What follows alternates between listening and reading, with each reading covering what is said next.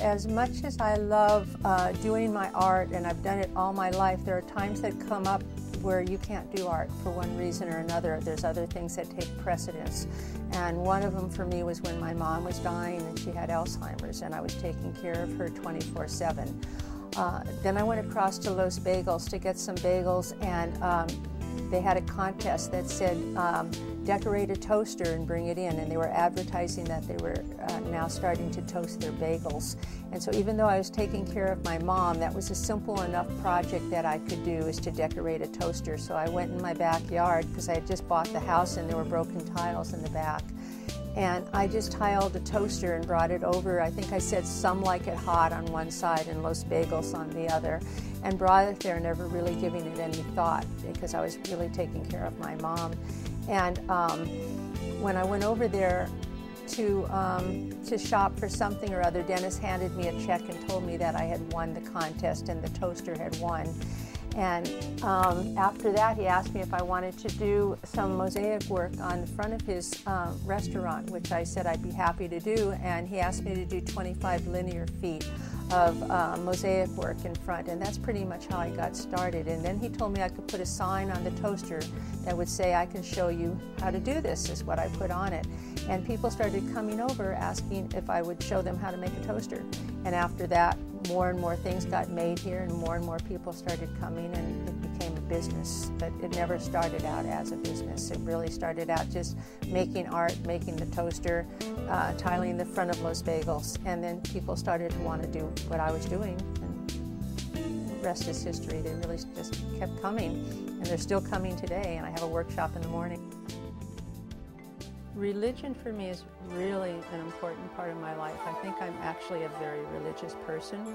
I just don't know what religion that would be. I take the pearls, I think, out of all religions, whether it's Judaism or Christianity or Buddhism, Taoism. I look for what works for me. I don't know if that's kosher, that you can pick and choose what part of the religion you want and then throw the rest away, but that works for me. And I find that there's something to be gained from all the different religions that I've studied. But if I was going to pick one, I would probably say that I would be practicing Buddhism and Taoism more than I would other religions, that I find more in the Taoist philosophy that applies to the way that I live my life.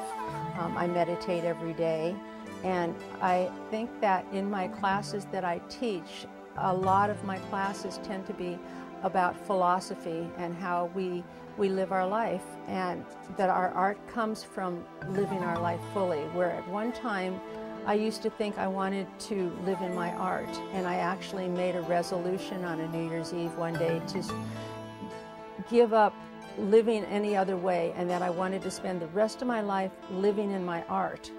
And then I saw a woman who was 86 years old who traveled all over the world, and at 50 years old she took 5 of her children and traveled to Europe, to France, to Morocco, to Africa, and she sold her paintings as she went along, and she sold them on the roadside, and she supported her children.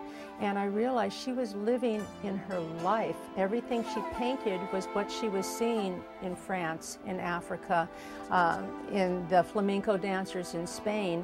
She was living her life so large that her art was coming from her taking chances, risking everything to leave and go to Europe with 5 children and spend 16 years there on the road. And at 86, she's still painting and living in Mexico. And so that whole resolution of living in my art went right out the door after that.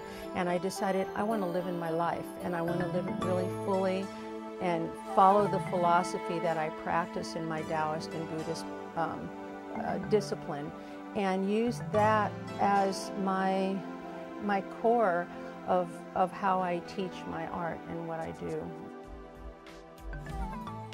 Music and art has always been a part of my life ever since I was in the 50s, when I was growing up and rock and roll came into play.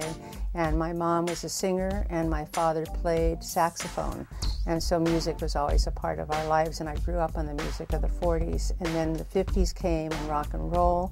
And then in the 60s, I kind of gravitated to Hollywood because I was living right outside of Hollywood at the time. And the 60s brought in the folk era and folk rock, and the blues became really important in my life. And so I gravitated to the clubs of Los Angeles, like the Ash Grove, the Troubadour. The place I worked in, it was on Sunset Strip. It was the Fifth Estate. And I ran that place, was there all night, and Bob Dylan would come in, Frank Zappa would come in, Taj Mahal. And moving to Arcata, the African musicians somehow found me. They knew that I played music, and this became a place where the African musicians could come and cook, rehearse before a show, stay for a week or two if they needed to. And so this is an art vortex of energy for musicians and artists.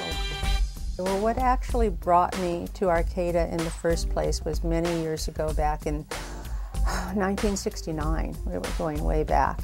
And I was traveling, and I stopped in Mendocino at a commune there where Ramley Jack Elliott was staying, and Paul Williams, who was a good friend of mine from New York, who ran a music magazine called Crawdaddy, then came up to Arcata. And Arcata was a smaller, warm community that offered more than Southern Humboldt did because it had the culture and had the university here. And so that's how I got to Arcata. And then went for 20 years to Montreal, New York, Chicago, and came back 20 years later to Arcata because it's still an incredible place.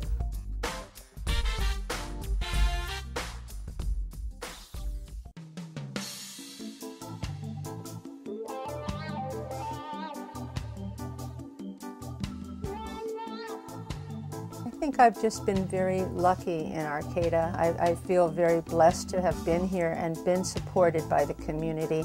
I can't really tell you why we've had such a great camaraderie, but the city has been very supportive of seeing my artwork go into public arenas, like the roundabout on 12th and I was the first one, and now doing the Trashy Art series that I'm doing in the plaza, and then receiving a grant to do more art. I'm planning on doing an installation of my mannequins that you see around the house here, that I'm going to tile all 4 of the mannequins, and they're going to hold instruments, and they're going to be an installation in the museum.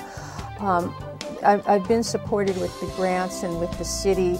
I can't really tell you why it's happening, but it's the most fabulous, interconnected.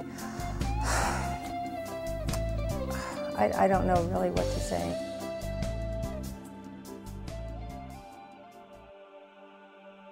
It's sort of like build the chicken coop and the chickens will come, you know.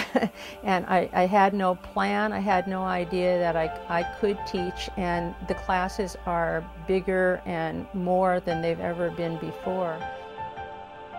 It's fabulous that I'm able to inspire people just by the fact that I just am relentless in my own production, and that I just keep finding another space to tile or another thing to apply my mosaics to gives other people inspiration that maybe they could go home and do something also. I do the open studio tour. That's part of their program. Every year I open my studios for 2 days for people to come and see and explore, look at the workshop and the sales room, and just the entire environment that I'm living in here is part of the whole artistic workshop that I'm encouraging. It's not just a home living environment, it's more than that. Sometimes I call it my church or my sanctuary, and at the same time I'm creating installations here that can be platforms to expand and to expand your perceptions of what art is, rather than just tiling a floor or the typical countertop. Instead, I'm doing my ceiling, and I'm doing my toilet seats, and I'm doing the inside of my bathtub, and I'm doing things that are rather unconventional. So for 2 days a year, June 11th and 12th, I open the house for tours. Probably 200 or 300 people will come through on a 2-day tour, and they can see the ponds that we've created and the rivers and the underground water that we've used to feed the ponds, and the various different applications of mosaics. There are very few people that have ever seen a floor made out of glass. It's just a concept that doesn't come to us easily. We think of usually larger tiles, so to imagine a mosaic floor completely out of glass that's durable, or a tiled bathtub that you can actually lie in and be comfortable in, these are new concepts. And so I'm really happy to be part of that open studio tour.